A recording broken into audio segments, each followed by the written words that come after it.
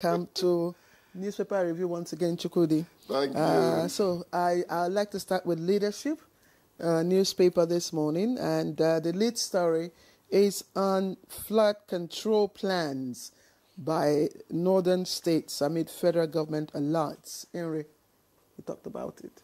Yes. So northern states roll out flood control plans amid federal government alerts. It's on page 4. 8 confirmed dead as flood wreaks havoc on Ebonyi community. That's a lead story on the front page of the leadership newspaper. And let's look deeper. 5 arraigned for 2022 Owo Catholic Church massacre. 5 arraigned for 2022 Owo Catholic Church massacre. Also trending just a little bit above the headline story there. And federal government pays 5.12 billion naira pension arrears to more than 90,600 retirees. I think this is good news. Borno residents flee to Cameroon as Boko Haram kills soldiers, abducts school girls. That story is on page 6. Visually impaired students protest school closure, disrupt Lagos traffic. And a lady who assaulted Ibom air crew sent to prison. Now, just trending below at the foot of the newspaper, 1.9 million Nigerians chase 30,000 paramilitary jobs. 1.9 million Nigerians chase 30,000 paramilitary jobs. And the story, two very important stories, just above the nameplate. ADC kicks as EFCC grills Tambuwal over alleged 189 billion naira fraudulent cash withdrawals. And then 12 Mpox cases confirmed in Ondo. Yeah. All right, so let's see what the Guardian is offering this morning. The Guardian leads with digital tinted glass permit. Glitches, extortioners, police insist on new tinted permit shift deadline, and that's on page 6. Above that, we have, of course, the story about the unruly air passenger, also right here, and that you can find on page 9 of the Guardian.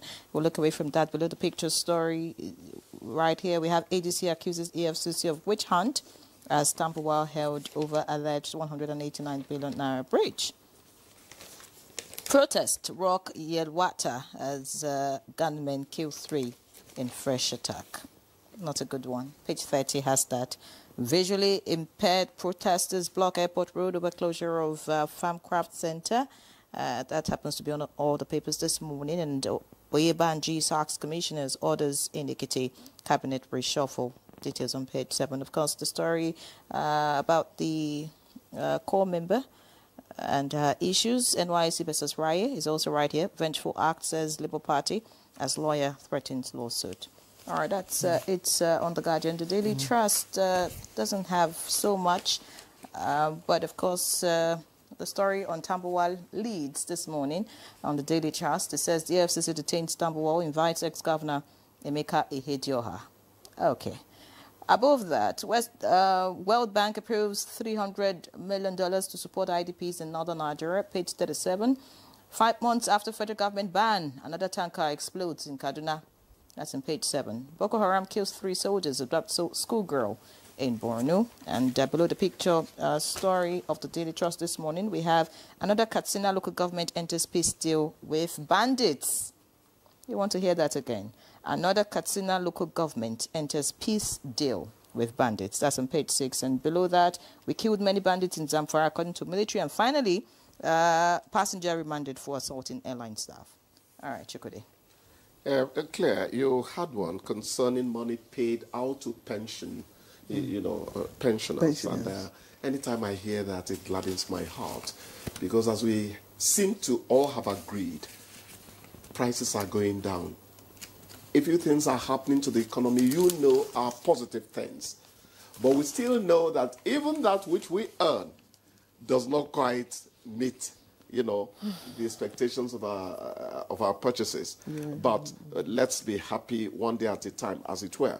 So I'm very happy about the retirees. It really touched my heart. I hope that the those who protested last time are also included in this batch of payment, because that will go a long way, you know, to depict, you know, the government as a listening government. Because sometime, you know, a few weeks back, the civil service had this event where, of course, you know, one of the, sessions had to do with how, you know, the civil service can listen and respond, you know, to the public. So, and I think that this is good.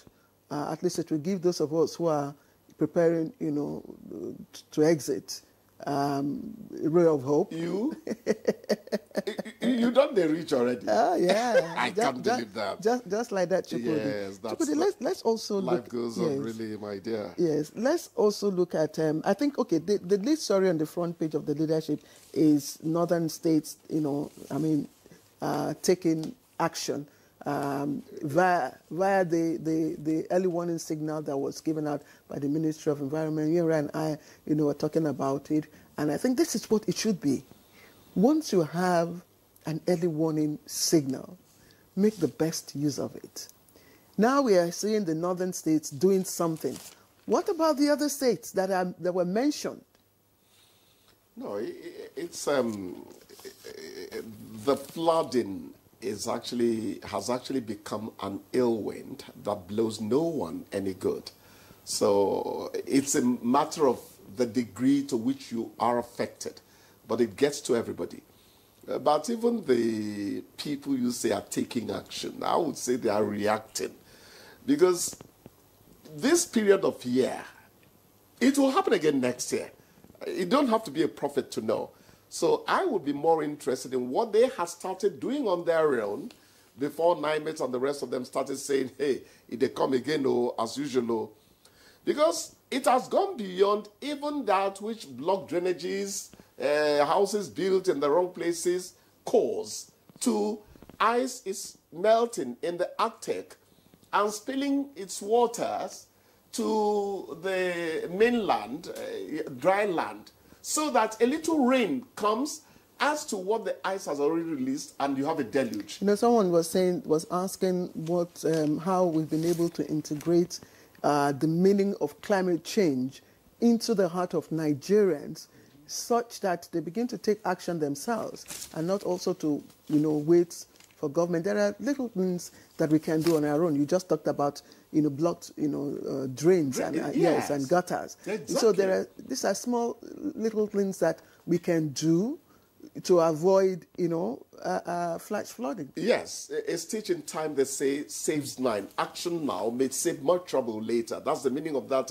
you know, English proverb. But little attitudes, little bad attitudes do not allow us. It's not that we can't do it. It's not built into our chemistry. We don't think like that. Gone are the days when that mentality that saw you take the outside sweeping broom under the mango tree, the orange trees in the village, and it was so clean you could lie there and rest. You know, those days are gone. Yes, and I think people are now behaving like, some of us are behaving like PIGS. And I think we should send a message. If you're one of those who would finish your bananas and then, you know, fling, you know, what do you call it now? The peel, you know, through your car window, or you finish your pure water sachet, you throw it out, I think these are small things that one is nauseating. You see a man in a state of the art Jeep, and you see banana peel come out of his window. You can't marry the car with the mentality of the person with the driving action. it. It doesn't make sense. Let's quickly. Yeah, you have all this. We could take more from here. Yeah. Let's look at the Let's look at the issue of Tambuwal. You know, being in answering EFCC call. Of course, his party members have said, look, this is politically motivated. And then, of course, they are talking about, you know, confidence building, eroding for EFCC. Of course, you could say, okay, people, the public, have their Claire, perceptions don't about go that. too far. But this is the story. It's always the rhetoric. Wait, Claire, did he do it? Exactly. That is the thing. It's just for him. Did he do it? Let them prove it. Let him defend himself. Yes. We see what the answer is at the end. Ribadu said something. When Obasanjo was being accused of using his powers to go after political enemies, Ribadu said, we never took anyone whom we did not have something on. So the sentiment of whether it's a political witch hunt and all that, that's why I said, did he do it? If he did it, let them go ahead and convict. Okay. If he didn't do it, for crying out loud, let the man go. It's as simple as that. All right. So let's leave the emotions of it. Well, they should continue their investigation. The matter that concerns me this morning in the papers is this issue about another Katsina local government enters peace deal with bandits. Now, this makes it 3. I can read in the details now. It says so far 3 local governments have signed peace deals with bandits, and the deal is that the bandits can move around freely in the communities, and then it will prevent the farmers from being attacked. Communities that have refused to sign a peace deal are constantly being attacked. They cannot go to their farms and all of that. Meanwhile, the government is saying that they are not planning to negotiate with bandits. I don't understand the story. No. I read a piece where the villagers are being accused of complicity. It depends on who is talking. I'm going to talk about the ultimate. They're saying it's complicity if they are hobnobbing with bandits and all that. But they want to be able to go to their farms. They want to feel safe. Under normal circumstances, no villager would want to hobnob with a bandit. So let it not be that they have decided, since they cannot secure our lives, let's join them. Self-help. I pray that is not it. Chukwudi, before we let you go, you negotiate with known people. Now, these bandits, are they known? Who are you negotiating with? If you look at the case between other developed countries where you have, terrorist gangs, known terrorist, networks. I mean, prisoner exchange is part of negotiations. So you know the people you are negotiating with. But in this case, who are you to negotiate with? Well, it looks like the villagers in these communities know them. You could say government could come up with a program to disarm. When you disarm, then you can begin to administer some form of amnesty. I mean, it was done in the Niger Delta. Yes. So I don't know. Claire, yes. I'm sure our time is up. Now, the police know many things about your village more than you do. Don't go there at all. They know many things about your village more than you do.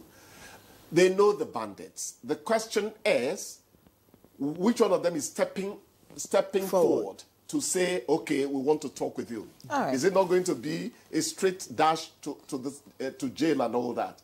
Otherwise, never underestimate government and its security agencies. They know so many things you don't know. Okay, well, the producer says it's time to go. But, this story, 5 months after federal government ban, another tanker explodes in Kaduna. We have laws. Who enforces them? How many times did we drop enforcement? 4 days, the other week. Enforcement. Impunity. Rights when enforcement relaxes. Chukwudi, thank you. Thank you for your analysis this morning. Brilliant analysis, as always. Please.